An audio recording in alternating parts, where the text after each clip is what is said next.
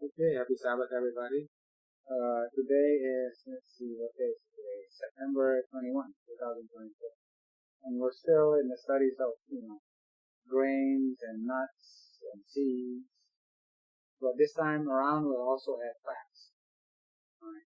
Because we're in the connection with the diseases of Egypt, specifically cardiovascular disease, heart attacks, strokes, and all that.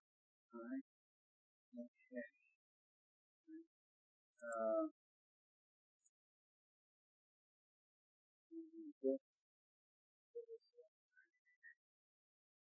Alright. It's like that. Where are the fats in the Bible mentioned? Right? And we know it's, the fats actually is hidden. Because how would Adam and Eve get their fats? If you read Genesis 9, verse 13, it's not really the grass, but it's got to be the seeds and the nuts, right? It's going to be in grains also. There's fat in grains, but the most of it is actually in seeds and in nuts. 1 verse 9 to 13. It got to be hidden there because, God had to give some fats for Adam and Eve in their diet, but it has to be hidden somewhere. And we know it's not specifically said that he's going to give you fats, but there is fats in nuts and seeds. Right? Okay. And that was created on the third day, and the foods for Adam and Eve was seeds, nuts, and fruits. Right? And the grass was for animals. Alright?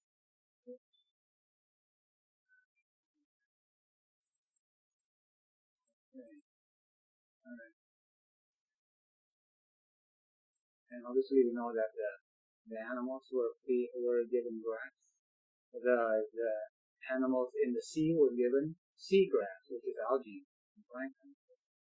And the seeds, and then the grass was also given for the fowls of the air and the beasts of the earth. But that's also the grass is for all the animals. But then the seeds, nuts, and fruits were given for the Adam and Eve. Okay. So when was the first time animal fat is actually mentioned in the Bible? Alright, Genesis 4 verse 3 and 4. And in the process of time it came to pass that Cain brought of the fruit of the ground and offering to the Lord. And Abel, he also brought of the firstlings of his flock and the fat. So fat is mentioned as an offering. You have to sacrifice the animals and the fat of the animal. It's part of an offering. Obviously, this is a ceremonial law that was already instituted right right around the time of Adam and Eve. So they have to sacrifice animals as a ceremony, which actually is a promise that Jesus will come and be the Lamb of God that will be sacrificed.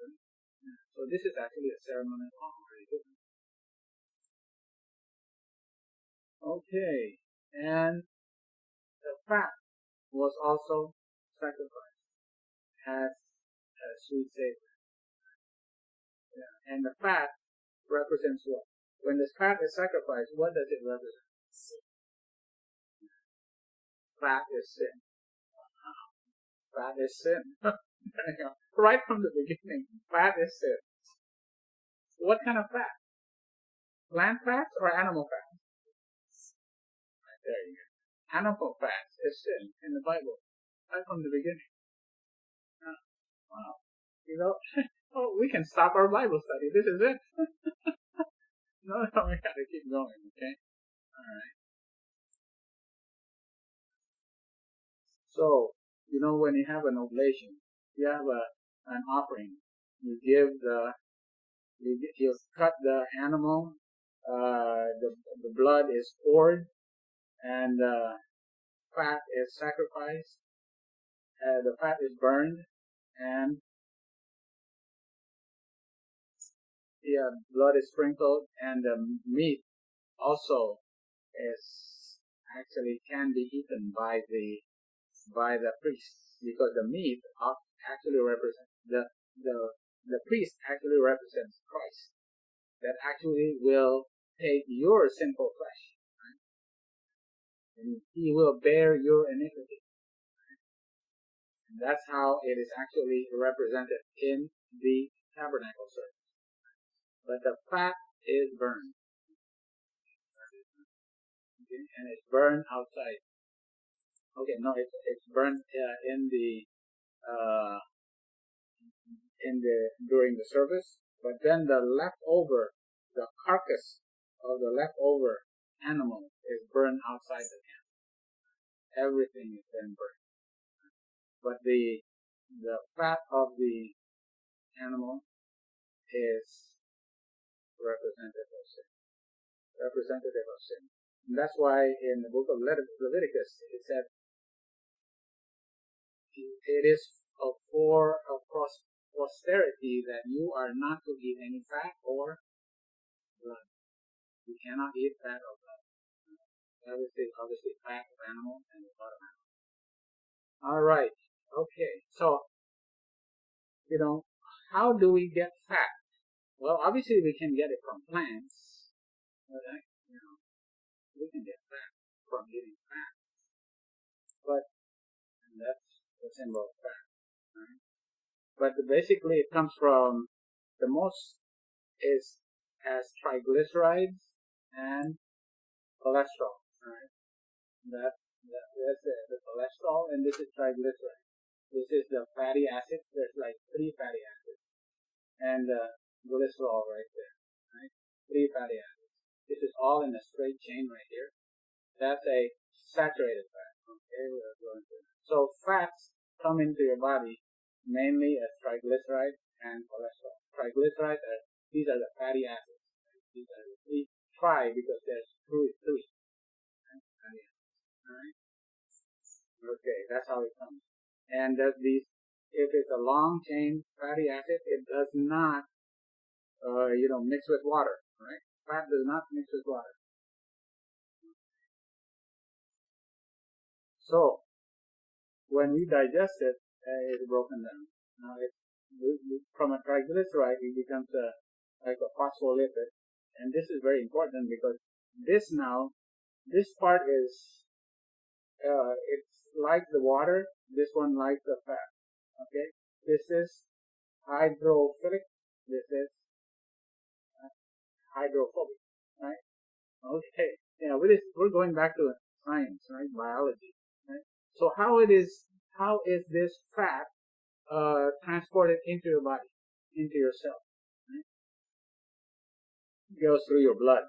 Right? This is the fat. It has to go through your blood. But when it's not water soluble, it has to be these phospholipids now arranged this way. All the water part is on the outside, so it can dissolve in water, and all the fat side it is inside. So then you can get all the cholesterol, all the triglycerides, all of that can be saved in here, and this can be transported. But first, so from your intestines, it goes into your lymphatics, and then eventually it'll end up, right, from your intestines here, it doesn't go to the liver, it goes to your lymphatics as chylomicrons, as this way. And then eventually it enters the bloodstream, right? And eventually goes to the liver. Right? But if you have, these are the long chains, right? Long chain fatty acids. But if you have what we call, if we call the medium chain fatty acids, these are shorter medium chain fatty acids. The MCTs, medium chain. These are water soluble. Right? When it's absorbed, boom, it goes directly to the liver. Right? It does not have to go through this whole process right here. It goes directly to the liver, and we can be used as energy. Right away, it can be used as energy. Okay. I'm just bringing that up to bring a point later on. So just remember, medium chain fatty acids can go directly into your blood and go to the liver to become energy. But the long chains cannot be dissolved in water, so it actually has to be carried in lymphatics, right? And it goes in a big circle, and eventually it will get to the liver. And in the liver, now it becomes VLDL, eventually LDL. And then it can go to be stored into your body, I call it your bank. And it also goes into your pipes, into your arteries. So people say, oh, maybe medium chain fatty acid is what we need, right? Because that doesn't get turned into fat. It doesn't get turned into fat. It doesn't get turned into It doesn't get turned into It doesn't get turned into atherosclerotic plaques, right? Okay, so now we'll go. This is one of my favorite slides, but we've done this many times, but you already know the numbers. Which food has the highest amount of cholesterol? Eggs. Egg is the most concentrated food that you can get with the highest amount of cholesterol, 186. Yeah, but it's still eggs, right? It's egg. And the duck egg is even worse. What about animals? Animal fats, right? Do they have any cholesterol? Any cholesterol? No cholesterol, right? Sorry, plant fats, right? Plant foods have no cholesterol. Yes, this is the biggest thing we have to remember. No cholesterol in plant foods, right? What about saturated fats? Right, saturated fat. Yeah, obviously there's saturated fat in these animal foods, right? Yeah. What about in plant foods? Is there saturated fat? Oh yes, of course there's saturated, but there's a big difference between the saturated fats, right? Because what has one of the most highest amount of saturated fat in food, in actually food, tropical oil, yeah, coconut oil. But then you go, wait a minute, that coconut oil, how can we get away with coconut? You're from Bicol or you're from the Philippines, you cannot eat food without India, Indonesia. Oh, forget it, Yeah, we have to defend our Jamaica. You eat a lot of coconut.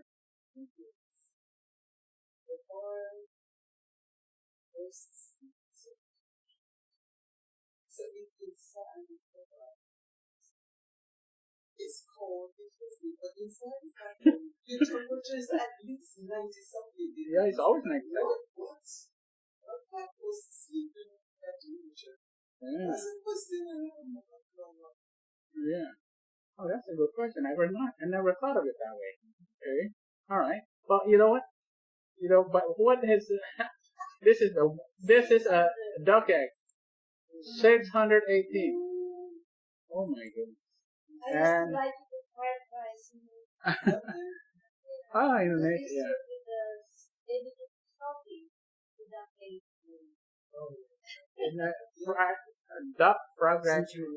Fried rice with duck egg. Oh, it's like it's an Indonesian breakfast. Oh, yeah.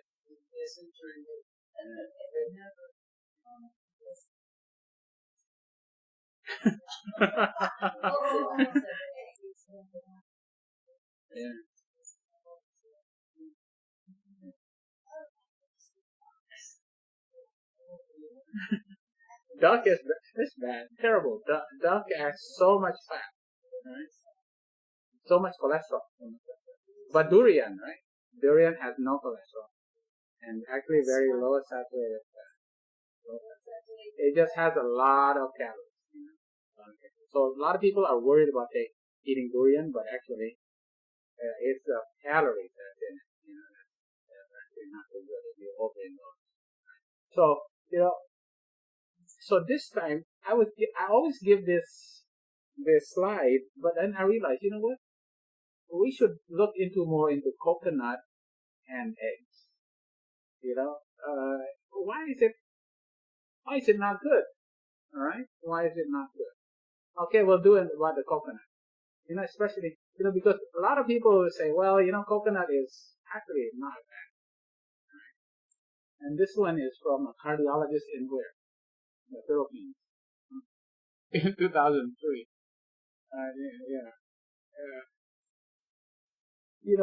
Years, maybe decades are being taught that coconut oil causes heart disease. Has created this bad image about our national product. Oh my goodness.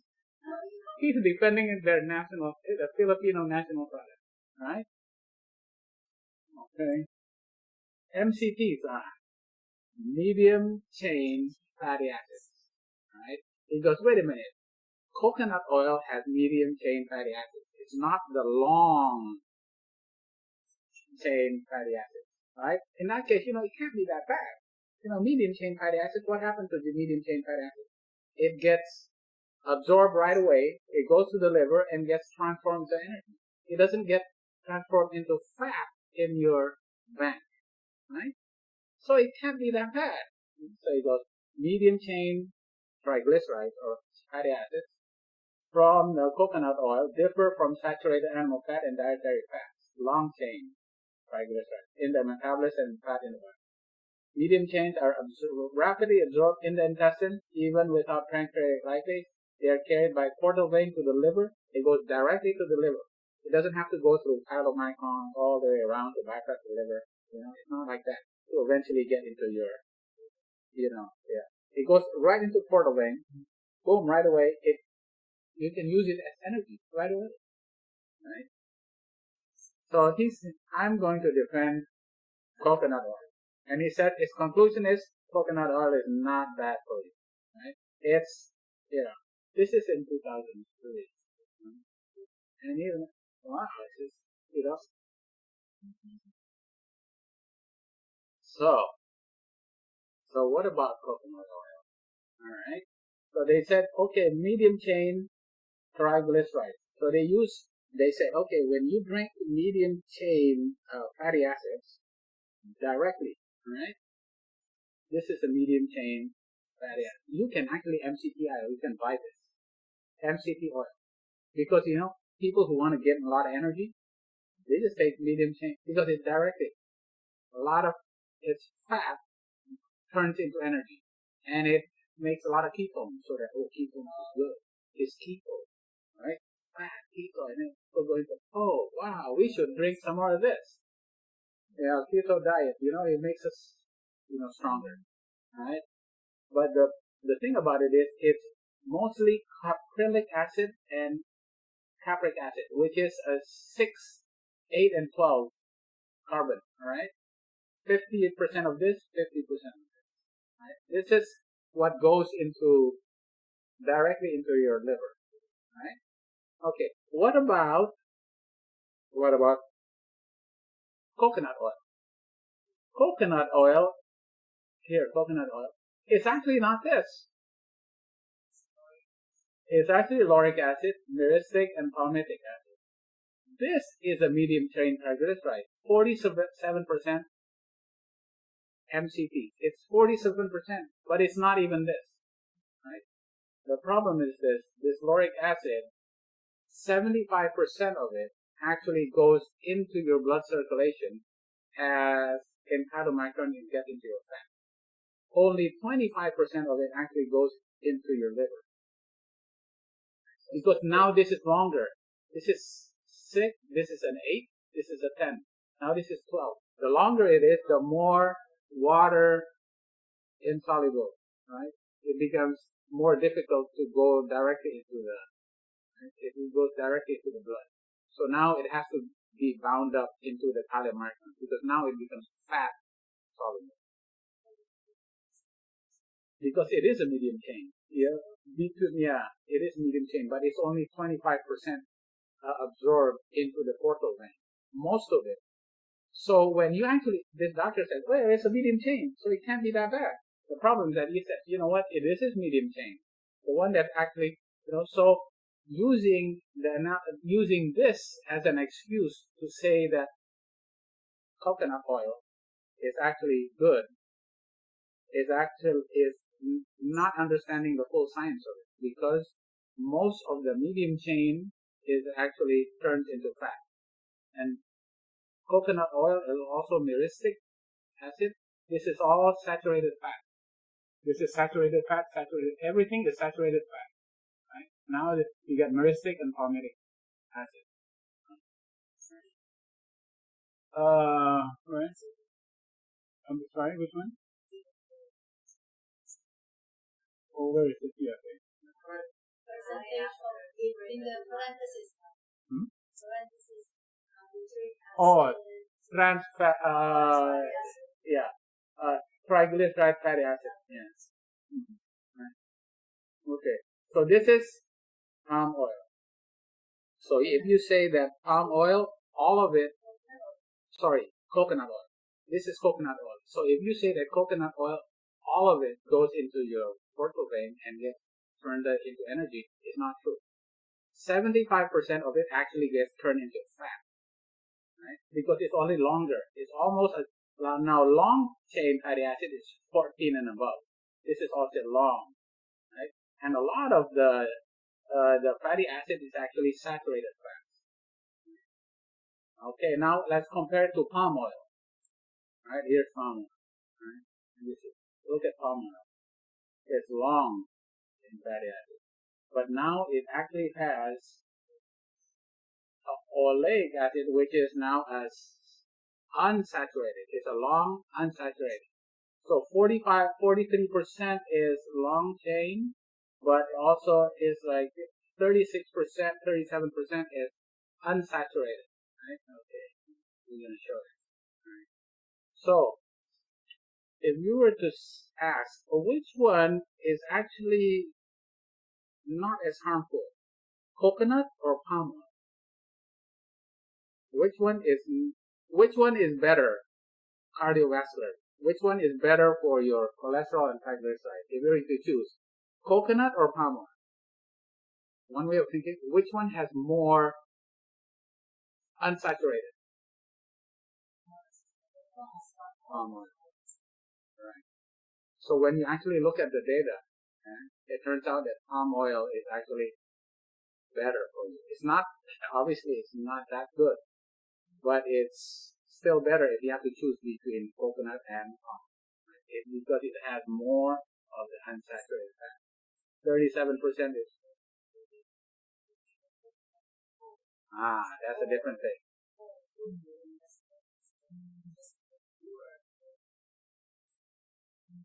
The issue is that santan, which is coconut milk, does it have the same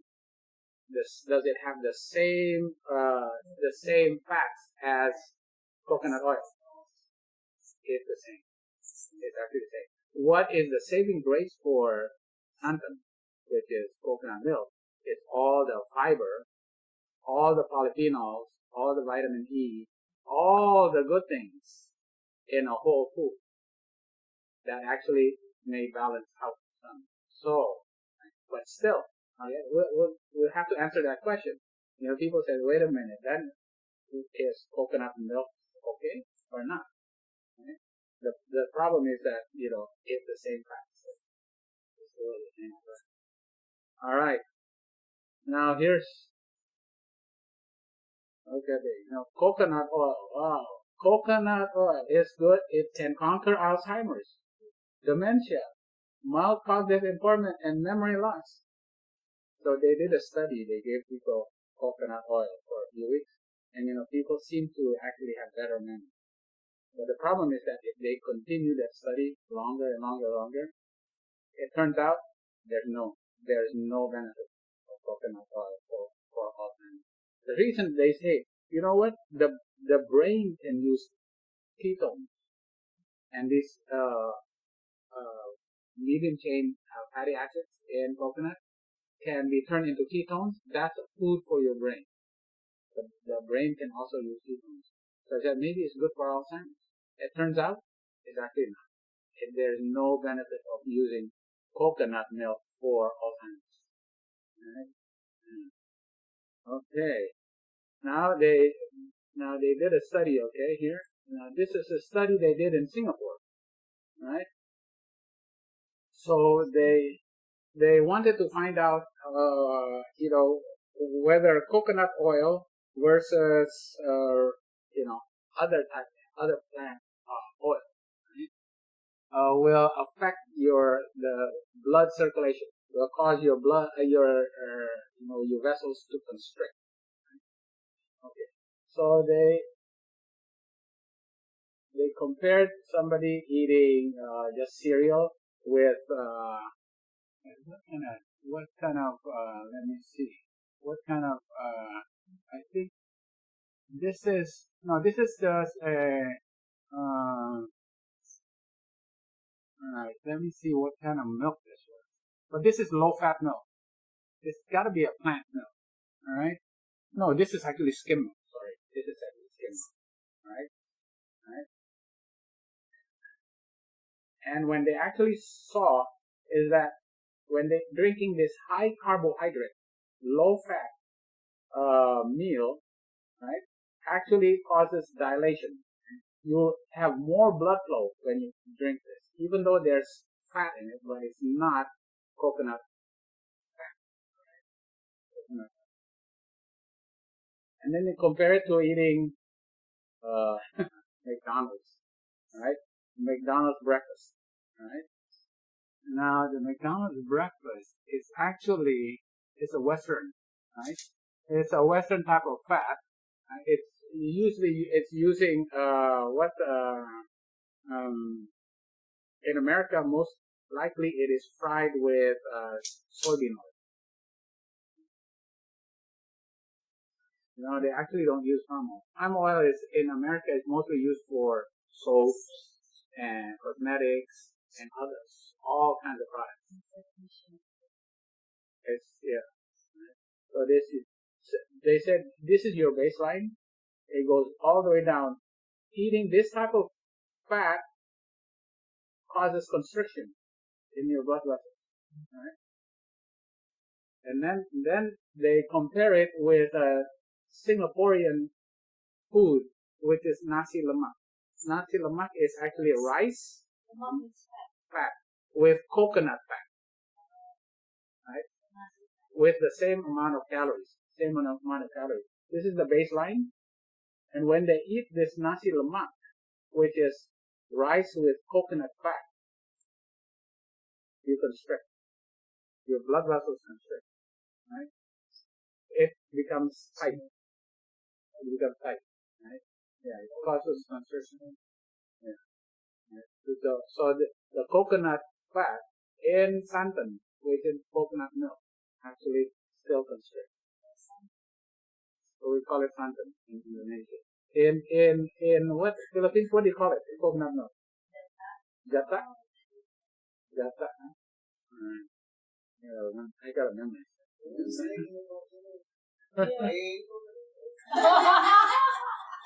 A lot of coconut milk? Plain, huh? No name. Oh, just coconut milk, huh? Alright.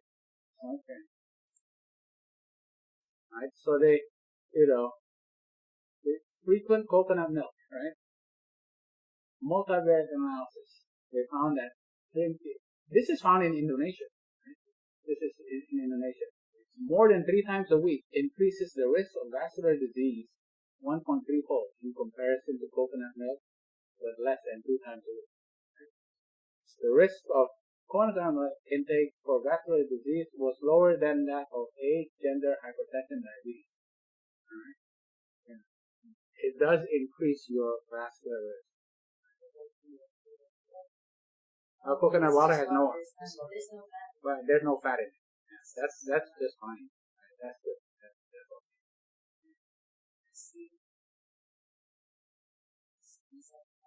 Right.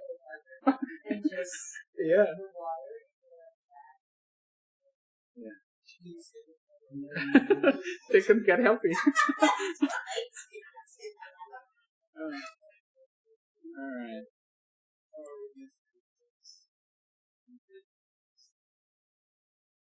So now they say this one is to compare virgin coconut oil Virgin coconut oil that's virgin is cold pressed. It is not mixed with it is not heated, it is not mixed with chemicals to make it more pure or taste better or, change the alkalinity or anything like that. It's virgin, so it's supposed to be, have more. And they compare it with high oleic safflower.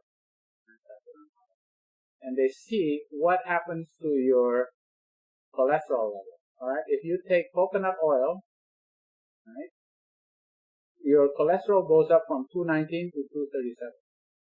Virgin coconut oil. If you take in your LDL, 124 to 137. HDL, however, goes up also. So they said, you know what? HDL goes up. Maybe it'll balance out. Right? So this is real arguments. All right, this is real argument. People have to counter this. So I actually have to answer questions about this because I'm actually asked as well about coconut oil. What about safflower oil? Safflower oil. All right. Cholesterol goes down. LDL goes down. HDL goes down a little bit. Right? But anyway, the most worrisome is obviously your cholesterol and your LDL. So safflower oil. It's good for body lotion, right? Yeah, that's right. For the hair. Oh, it's very good for the hair, right? So it does worsen your lipid profile. Okay, coconut oil.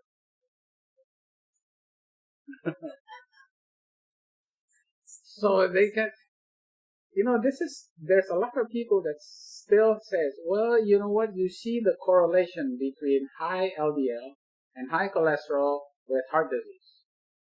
But they said, is that a causation? Is that really the real cause? Does increasing your LDL really, because, what about, gaining weight? What about smoking? What about stress? What about all these confounding factors? That could increase your LDL also, right? Increase your cholesterol. So if you just want to study just LDL, does that actually cause heart disease? So it's very tough to do that study because there's so many confounding factors, right? And people say, well, correlation, there's a correlation, does not mean causation, right? Yeah. That's a big difference. So, you will argue back and forth, but finally they actually figured it out, how to figure this out. So, they found out that about 2% of blacks in America carry this specific gene. There's a mutation in PCSK9. And those who are born with it have very low LDL from birth. Their LDL is very low. And when they randomize people with this, some are diabetics, some are smokers, some are, high blood pressure, this very low LDL, right, when they randomize it, right, cause a 28% reduction, right, in LDL, has a 88% reduction of risk. Low LDL, even with all the other factors still available, actually reduce your risk of having heart disease. This is people who have a genetic mutation. It's not because of their diet. It's because of how they were born. They're born there. So when you think about it, this is now proof, 100% proof, that LDL, reducing your LDL reduces your risk factor. If your risk factor is really low, because of genetics, right? Or if it's with your food, you will reduce your heart disease. So this is proof. Right? And even in white subjects, they have a variation of this. Their LDL is down 15% as compared to the blacks who are at 28%. Right? Their is down 47%. Still pretty good, right?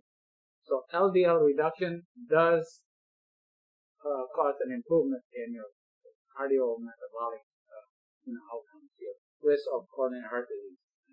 So reducing your LDL is associated with substantial risk and reduction in incidence of coronary disease. Right?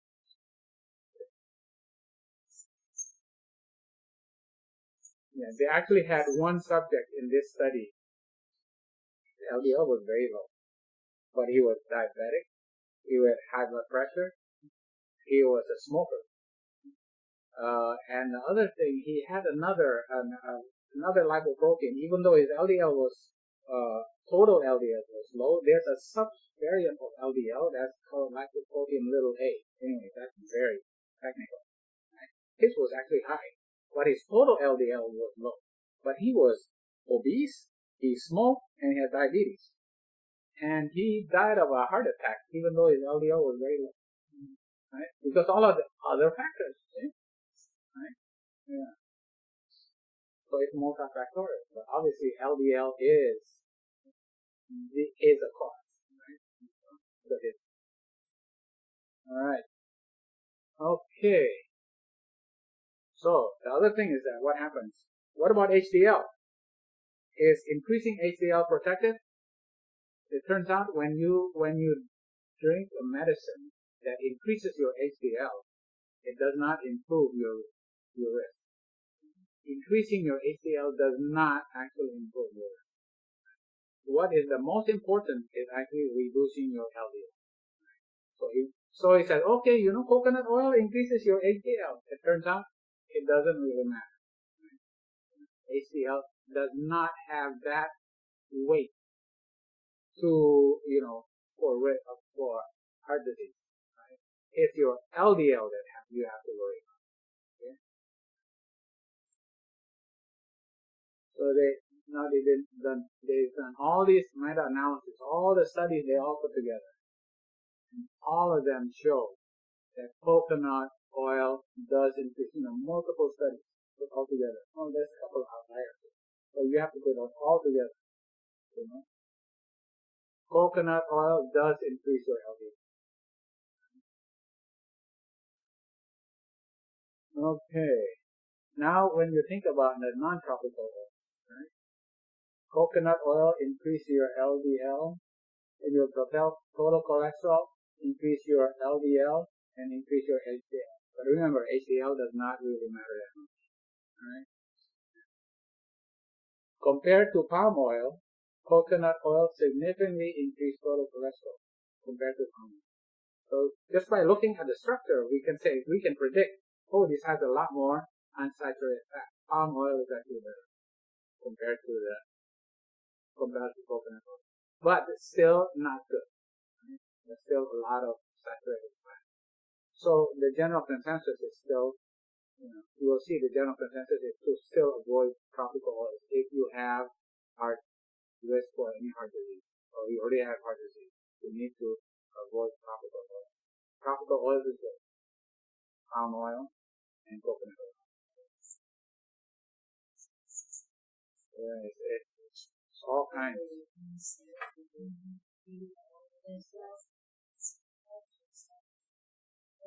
Oh, there's even another one. There's hydrogenated. Now there's a fully hydrogenated and partially hydrogenated. So I was, wait a minute, what's that? Maybe I should study this. So in the last 2 days, I was studying it. Oh, okay. I'm putting it here. I'm putting it part of this study. You got to know about this, right? Because you're gonna have to teach others about this. All right. So what happens if you were eating like plant oils, and you switched from plant oils to coconut oil, right? You increase your risk of 6%. If you change it, you increase 6% your major vascular event.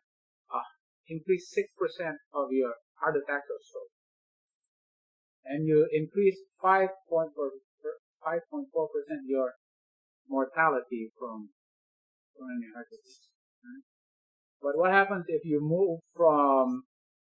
change from coconut oil? You reduce your coconut oil just by 5%. Right? Reduce it just 5%. And you change it with safflower oil, with a plant, with another, non-tropical oil. I think this is the safflower is different, right? It's a different flower, right? I think the picture is right there. You decrease your risk for coronary heart disease by 10 to 13%. Right? So when you say, is it good or bad? You know, you can't really say whether it's good or bad. You have to say it in relative. You know, good as compared to what, right? Or bad as compared to what. Right? Mm-hmm.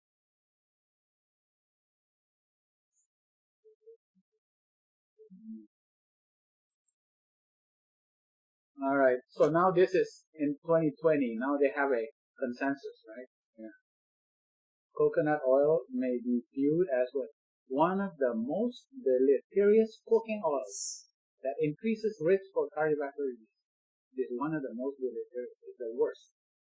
Even in comparison with palm oil, another tropical oil with high saturated fat. Coconut oil increased LDL more than palm oil. Right? Replacing coconut oil with non-tropical unsaturated vegetable oil like safflower, especially those rich in polyunsaturated fat, will have a health benefit. Yeah. Avocado is good. But the problem is avocado very expensive. Did you notice that? I've never actually. Have you gone to buy it? It is quite expensive.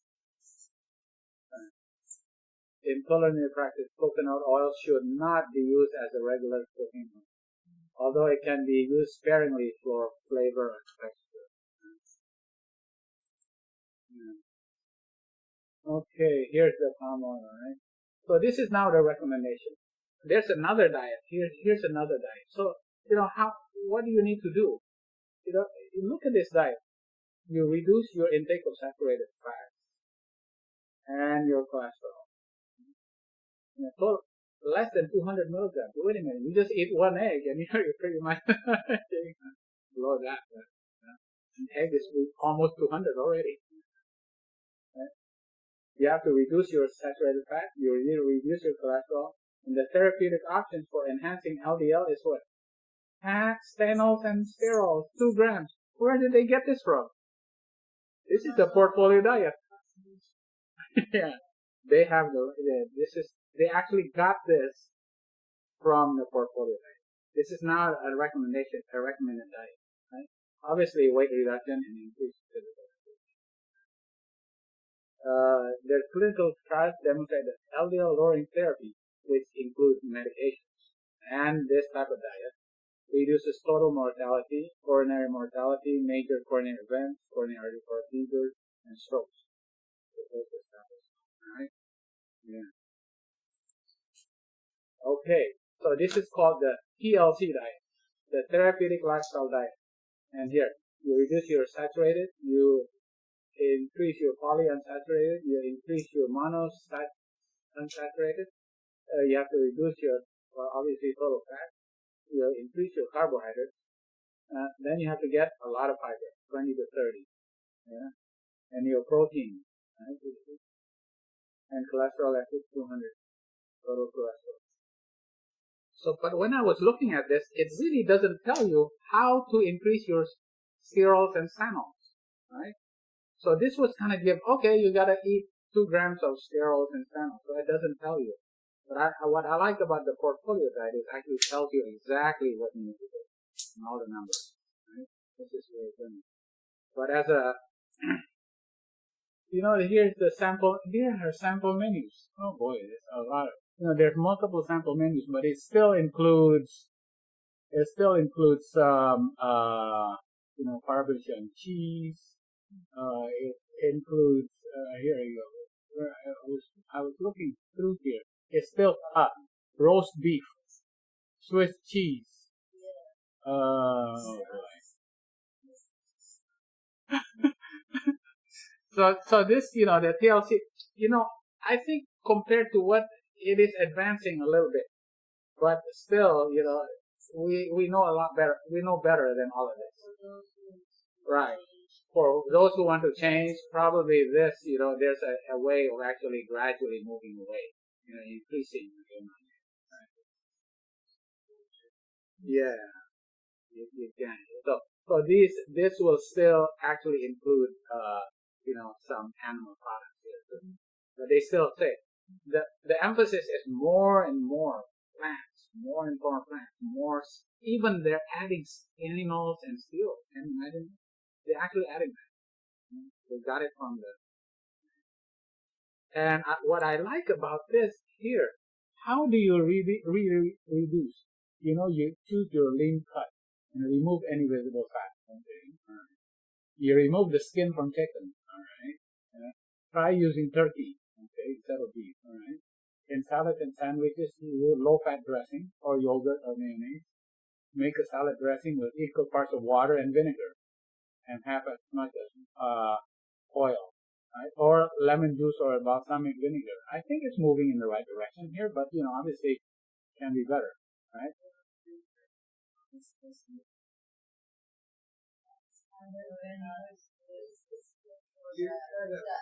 Why did Jesus not drink it? Yeah, we haven't really studied that specifically, right? Yeah. See, the issue that the other thing is that fermentation goes all the time in your intestines. Fermentation goes all the time. It happens all the time. Fiber is fermented all the time into short chain fatty acids. So if you want to go specifically looking at fermentation, you cannot just say, well, all fermented food cannot be taken, because all your food is fermented in your body and actually turned into good product that's needed for the body. So, just going into, technically, saying that all fermented food is not good. I think you need to look at that a little bit more and specifically, because all foods are fermented inside the body. So, I'll leave it at that because I really haven't studied it specifically, right? But, it gets to be a problem because, fermentation happens all the time in your body, and the fermentation breakdown product is actually beneficial for your body. Oh yeah. Your gut microbiome will not survive without fermented foods. It actually needs fermented food, right? But it actually fermented in the body, right? So whether taking it outside already fermented, or whether it actually gets fermented in the body, is there a difference? I don't know. I have to look that up. I have to study that. So that's, I haven't really studied that. We probably can go into that, right? Okay. Here, this is what soups and stews. Remove fat from the broth, soups, and stews by preparing them ahead of time and then chilling them.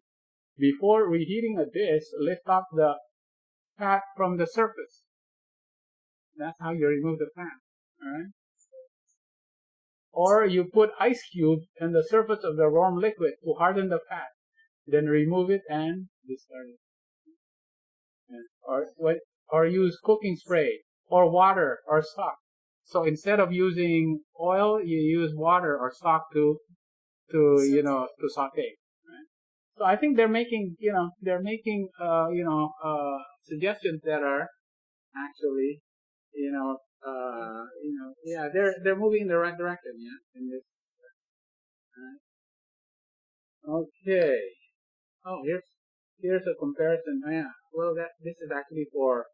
Yeah. I'm gonna skip this because I should have. This was actually the conclusion of. This is the Mediterranean diet versus the portfolio. Mediterranean versus portfolio. Obviously, portfolio is better. It reduces your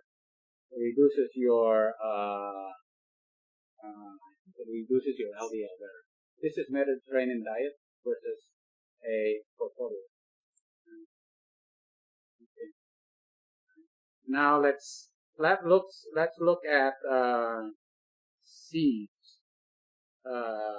Seed oils. All right, seed oils. All right. Now, how is oil made? All right. Okay, how is oil made? Now, I have an example here of how oil is made. You have to crush the seeds, right? Or crush the plant, right? Or crush the fruit, right? And when you crush it, right away you get some oil. And what do? You put it into a centrifuge. You spin it. You spin it and you remove all the oil. So what is the first oil that comes out? What is that called? That's the extra virgin olive oil. That's the extra virgin. That's called cold pressed. There's no heat. There's no chemicals. That's now it has a lot more of the enzymes and vitamins and all that. And it is not really processed. But truly, it is still processed, right? It is processed. It is not unprocessed. It is still processed, but not as processed. So, how do you make plain olive oil? So what happens? They said, okay, the oil that they get, if it is not up to standard to what they can sell for high price, the pH is not as good, or the smell is not as good, then they will refine it. And how do they refine it? They actually use water to degum it, to remove the gum. Right? They use heat or water to degum it, and they neutralize the pH with soda, lye, and caustic soda. Right? And then to remove the pigments, to make the color better, they bleach the oil. And then deodorize the oil by using, they treat it more, right? And then they blend it back with some of the virgin, extra virgin oil, and then they sell it to you as regular olive oil. Right? But obviously, regular olive oil is quite processed. And with that, you have removed a lot of the good polyphenols, right? And some of the vitamins and all, so that's what happens. Right? But when you compare it, now let's compare it to soybean oil. When they make soybean and soybean oil, it's not all necessarily bad, because what about people go, what about the vitamin E? You're removing all the vitamin E when you're doing all this, right? There's actually more vitamin E. Somehow is retained in the soybean oil. Now, soybean oil is the most used cooking oil in the United States. 60 to 70% of cooking oil in the United States is soybean oil. Alright? Okay. Yeah, that's true. Right? It is soybean oil. It's actually almost 12.5 million metric tons in America, right, every year, right? And the thing about is, why is soybean oil used for frying? Because it has a high smoking point. It doesn't burn, right? As compared if you're going to use olive oil. You can't use olive oil for frying because it's going to burn, right? Okay. Yes. Yeah. It has a lot of. Okay. Now, this is what's happened to the use in the United States. The use of oil, it just goes up and up and up. The use of oil goes up. This is the use of palm oil. Right? This is what? This is soybean oil. Right? Rapeseed oil. What is rapeseed oil? It's canola. It's actually canola. So in the United Kingdom, 60 to 70% of their cooking oil is actually rapeseed oil. But in America, we call it canola oil. It's the exact same thing, because it's the Canadians that actually turn rapeseed oil into Canadian oil, which is canola. It's canola. It's the same thing. And it's all, a lot of processing goes into it. Right? A lot of processing goes into it. Right? Okay. But the thing about it is, have you heard about this? If you go to YouTube and you go to TikTok and you go to what it says, all the seed oils are toxic. And they say, it is bad. It's going to give you diabetes. It's going to give you high blood pressure. There's so many videos of TikTok videos saying that seed oils is bad. Right? And then what are the seed oils? canola, corn, cottonseed, soy, sunflower, safflower, grapeseed, what is it? Rice bran. 8 toxic seed oils. You know, you have to avoid this. You know, now, how true is this? You know, is it actually true? Or is it partially true? Or is it not true? Right? So they actually have to do studies. Because the problem is that a lot of these are actually promoted by those who want to defend using saturated fat from animals. And they want to be the evangelists for keto diet, carnivore diet. So what they do, they say, okay, vegetable oil is bad. Seed oil is bad. Because you know what? We want to defend animal. So this is what is being used, right? Yeah. So when you look at it, you go, oh, wait a minute, why are they saying this? All right? And other thing, they use a correlation graph. They said, look at the rise in the use of seed oils, right? Vegetable oil. Wow, look at the rise in vegetable oils. And look at the rise of obesity. Oh, look at this, right? And look at how much is use of dairy. It's the same. Animal fat, the same. Beef, pork, obesity going up. It looks like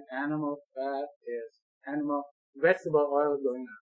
So what do you make of this? They said obesity is correlated with vegetable oil. Right? This is what is correlation causation. Now the thing about it is, I like the analogy that Gregor always used. You know, does houses with a lot of ashtrays mean that the people living in that house have lung cancer? It correlates, right? People living in a house full of ashtrays, but is that causation? Does the ashtray causes lung cancer? No, right? There's a correlation, but it's not causation. Does the amount of, Nike tennis shoes in your closet relate to how fit you are? Does having Nike shoes, correlate with how fit you are? No, it's not. It's the exercise that you do is what makes you fit, right? So correlation does not mean causation. Right? Okay. This is what, the thing about it is this is being used a lot. Just look at this study. People go, oh, look at that. There's a correlation there. Right? Okay. So this is saturated fat. Right? This is a long chain fatty acid, right? It's got more than, 12. Long chain saturated fat. It's all saturated. All the bonds are saturated with hydrogen. It's saturated, right? You cannot fill any more hydrogens onto all these carbons, right? That's why when it's straight like that we can be stacked together and become solid, right? Such as butter, right? That's a lot of saturated fat as compared to an unsaturated fat. Now, unsaturated fat has this double bond here, means it's not saturated with hydrogen, right? You can still fit a hydrogen bond right there, but because it's missing, it's unsaturated. It's not all saturated with hydrogen. So there's a double bond. This is a monounsaturated because there's only one double bond right there, right? And it's also called an omega-3 because it's 1, 2, 3. This is the omega-3 monounsaturated fatty acid. There you go. And because it's like this, it does not stack into neat layers and it is more liquid. Right? This is butter. It has 63% saturated fat. That's 67. What is that? Ham, 40%, 50%. You have a mixture of saturated and unsaturated. But 50%, this is 63% for chicken. Oh, okay. That's why they say, okay, chicken, you should eat more chicken, right? Because it's 30% saturated. What about palm oil? And coconut oil versus avocado. These are plants.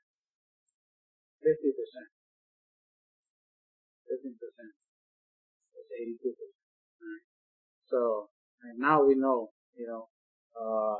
saturated, there's a lot of saturated fat. Okay? Now you compare this with, this is a polyunsaturated fat. It has 3 double bonds here. 1, 2, 3. This is poly, you have multiple double bonds right there. It's unsaturated, that's why it's all bent. Alpha linolenic acid. Okay, this is alpha linolenic acid is found in in plants. Right? And one of the highest amounts you can get is from flaxseed, right? And walnuts. Right? Flaxseed and walnuts. Also, chia seeds, right? And ALA, alpha linolenic acid, can be broken down to DHA and EPA, which is the omega-3s. So alpha linolenic acid cannot be synthesized by the human body. So it is called an essential fatty acid. That alpha linolenic acid and linoleic acid. I have to, put that down later on, but I didn't have time to do that. But anyway, alpha linolenic acid is a essential because it is for the making of EPA and DHA. The thing about it is you can get EPA and DHA from omega-3s from where? Where's the most commonly say, hey, if you want omega-3, where do you get it from? People always say it's from fish. Okay? It is true, but you can get it also from plants, right? Flax. Although the conversion is a lot less, you don't have it ready-made. You actually have to make it. And so this is a polyunsaturated fatty acid. This is what they call a cis, right? Cis means it's on one side is like this, so it turns into a hockey puck. Picture it. Cis refrigeration. This is a lot of biochemistry. But you have to compare this to when this is partially hydrogenated. So you put some hydrogen here, and you actually make it straight, right?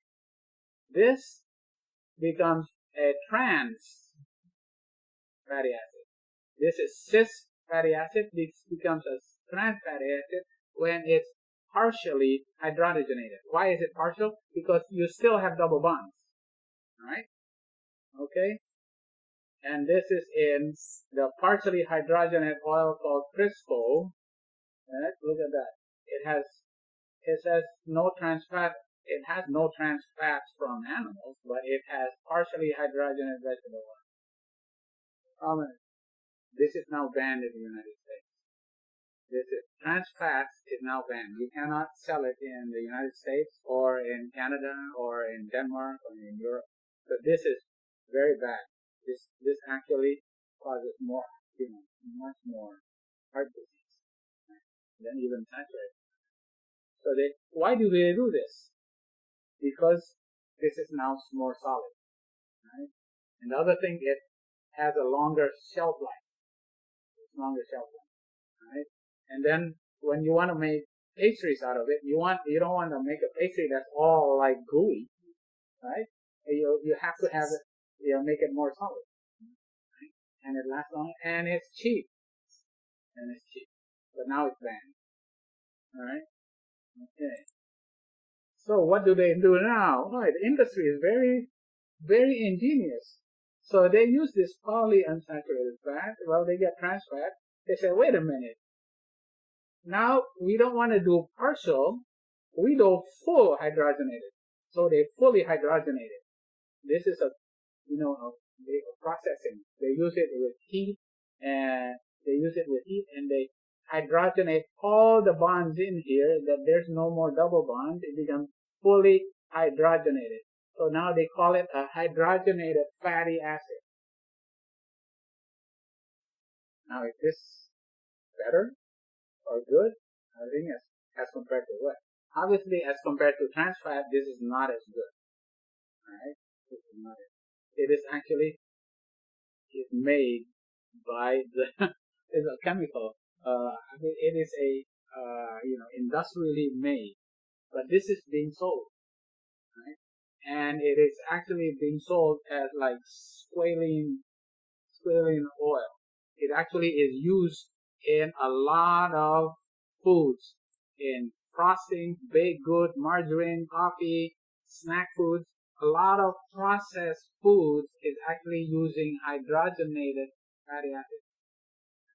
Now, when they actually compare it, it's neutral as compared. Trans fat is bad, but saturated hydrogenated fatty acids is actually neutral as far as your coronary.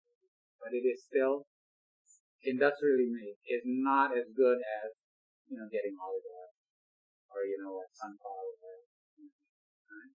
But it's cheap, right? This is cheap. Okay. So this is what we need: EPA and DHA, omega-3, right? And they said, okay, we need it from where? We got to get it from fish. But what do the fish get it from? From algae, right? They actually get it from algae. They actually have to eat grass, right? The God created grass for the fish, right? Yeah. But in humans, we do not necessarily have to eat fish to get it, because we can get it from alpha linolenic acid, right? ALA. And ALA is found a lot in chia, right? Walnuts, flax, right? Yeah. We do need this, right? This is very important. EPA, DHA, right? EPA is needed for our brains, right? We lack omega-3, so our brain function will diminish. We do need it. It's made into our nerves, into our muscles. We need omega-3s. We need DHAs also, right? But we do not need to get it from fish. Okay. So omega-3s is good. Right? Obviously, omega-3 is good. Okay. Well, let me see. What happens if you increase your saturated fat? Right? Associated increase with total. If you increase your saturated fat, you increase your total and your LDL, right? And smaller increase of your high density lipoprotein. If you increase your polyunsaturated fat, right, and you get it mostly from the plant, right? You will decrease total and LDL lipoprotein, but you increase your HDL. But HDL really does not matter as much, right? So if you decrease your saturated fats, right, and you increase your unsaturated fats, right, you will reduce your cholesterol and you reduce your LDL, right? That's kind of like the bottom line. Right? That's the bottom line. So, the advice to substitute polyunsaturated fats. Right? Okay. There was a study called the Sydney Heart Study in the 1960s that they said, okay, some people who have heart attacks, they were eating saturated fat. A group of them were randomized to eat saturated fat, and another group is to eat linoleic acid, which is a unsaturated fat from seed oil. Right? And at the end of that, they found there was more deaths in those eating seed oil in 1963. And the thing about it is, from then on, people said, okay, seed oils are bad. Even until now, they said the seed oils are bad. And they used this study. The problem is that it was not a very good study. Because they did not tell you, okay, what do you eat? Do you eat the oil, or do you eat the margarine that has linoleic acid? So we don't even know. So the problem is that a lot of people also ate margarine. And in those days, in 1963, what was margarine made from? Partially hydrogenated trans fats.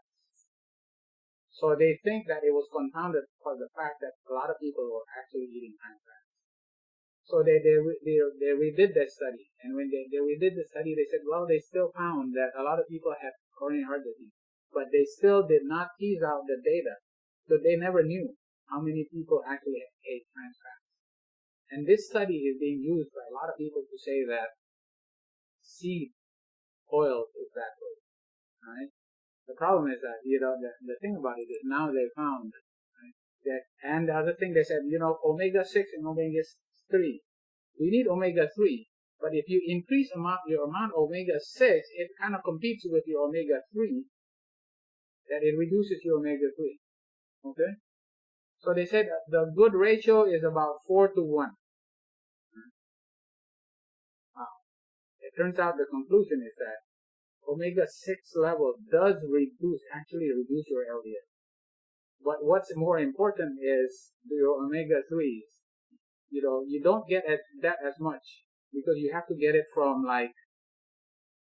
walnuts, and you only get it from flaxseed. And a lot of people don't get that if they are actually vegetarians, and they actually call it 7-day Adventist vegetarian. He said 7-day Adventist vegetarians don't have enough omega-3. And a lot of them at their old age are getting more Parkinson's. That's actually what they're saying, these days, right? They're actually calling out 7-day Adventist vegans for not getting omega-3. And, this is something that is actually more that we need to study. We have to actually know how much we need and how much we need to supplement, and what's the ratio. Is it because we're eating more plant oils with high in omega-6, now it competes against it? But now, this still is a lot of studies and data that we need to actually study more, right? But when you go to the Bible, and know that the plants were actually designed for God for us, it is impossible to actually say that, we have to avoid these plant oils, and that's, and the bottom line, you look at the Bible and what the Bible says, these plant oils, if you know exactly how to use them, according to God's plan, there's no way you can actually become less healthy because of using it, right? Okay. So, I have just a few more slides left. Look at this. Look at the ratio. They said you have to have a lot more omega-3. Look at the ratios. Look at the flax seeds. 53 compared to 14. Right? You need flax, even the flax seeds. Look at the flax in canola oil. Right? There's a lot more omega-6. Right? All the others have a lot more omega-6. Right? Soybean has a lot more omega-6. All of these have a lot more omega-6. Peanut oil, 0.1. Right? So, flax, wow. This goes to show you, flax and walnuts and, chia. We have to know how to use it to make sure that we can get the proper amount of omega-3 in our bodies. Because even now the scientists are still trying to figure out, is it true that 7-day Adventist vegans are getting, more neurological problems because they don't have enough omega-3 in the body? Alright. You got that? Yeah. Alright. I actually had fun looking all these up, Alright. So this says, alright, this advisory committee, now they said, so is omega-3 good or bad? We know for sure omega-3, we need omega-3. What about omega-6? We have to have omega-6 as well. But, now they have an advisory. They have taken all the studies and they have to figure out. Has undertaken to summarize the current evidence on consumption of omega-6, polyunsaturated fatty acids, particularly from linoleic acid and coronary heart disease. All the data shows, that and long-term animal feeding experiments indicate a consumption of at least 5 to 10% of energy from omega-6 reduce the risk of coronary disease. The data also suggests that higher intakes appear to be safe and may be even more beneficial as part of the low saturated. In summary, the American Heart Association, this is in 2029, supports an omega-6 polyunsaturated fat of at least 5 to 10% of the energy content in context of other AHA lifestyle and dietary recommendations. So a lot of people are making a big deal about, if you're taking a lot of omega-6, you're not getting enough omega-3. Coconut oil is good. Fats from seeds is bad. And a lot of it, they just take little snippets of potentially metabolic pathways, and they say, this is maybe the reason why. But when you look at in the whole picture, the plant and the seed oils are still actually good.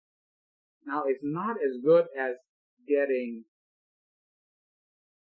like if you were to choose an oil, the extra virgin olive oil is obviously better than all the other, you name it, all the other plant oils. So they're so refined, right? A lot of GMOs and all the other issues that people want to avoid it for. But it's lacking in fiber, and all the other phytonutrients. Now, so if you were to use an oil that is good for frying, if you were to use fry, or you want an oil that hides, what kind of oil would you use? Some of the experts actually say it's probably better to use sunflower, right, compared to the, for example, soybean. Sunflower. They also have to, obviously, taste is actually important. You can use all the oil you want, but if it's bitter, and it doesn't taste good, because sometimes a lot of people don't like the taste of extra virgin olive oil because it's a little bitter. But anyway, this is the last slide here.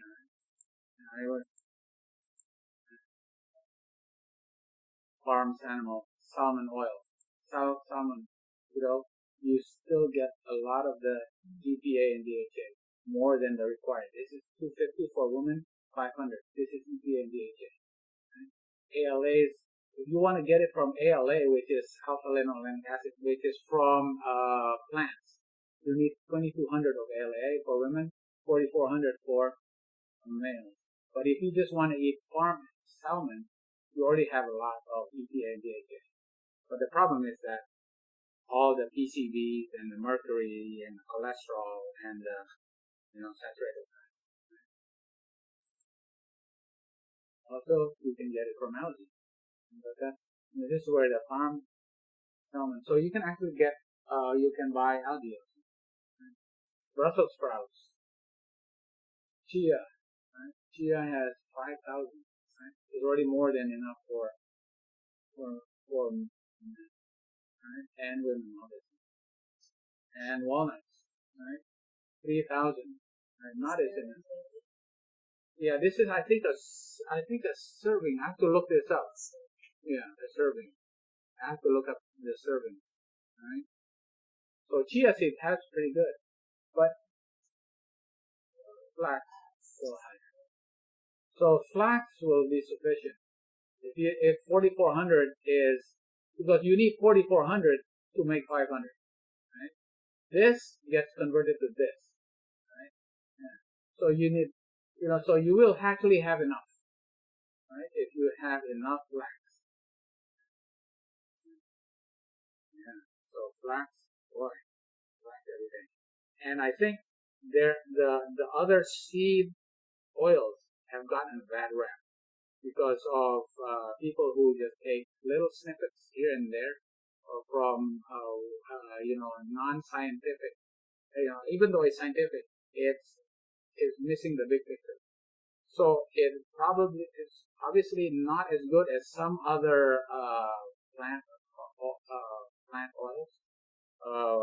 Probably not as good. Obviously not as good as certain seed oils are not as good as like extra virgin olive oil, but still better than palm oil or coconut oil. That I can say for sure. We need to avoid palm oil and coconut oil if we do have risk factors for coronary heart disease and strokes and all that. All right, and that's a lot of information I'm trying to go down. But I think I'm get a little bit more light on facts, right? So that we know what coconut oil and seed oils and tropical oils, right? And that is a more sugar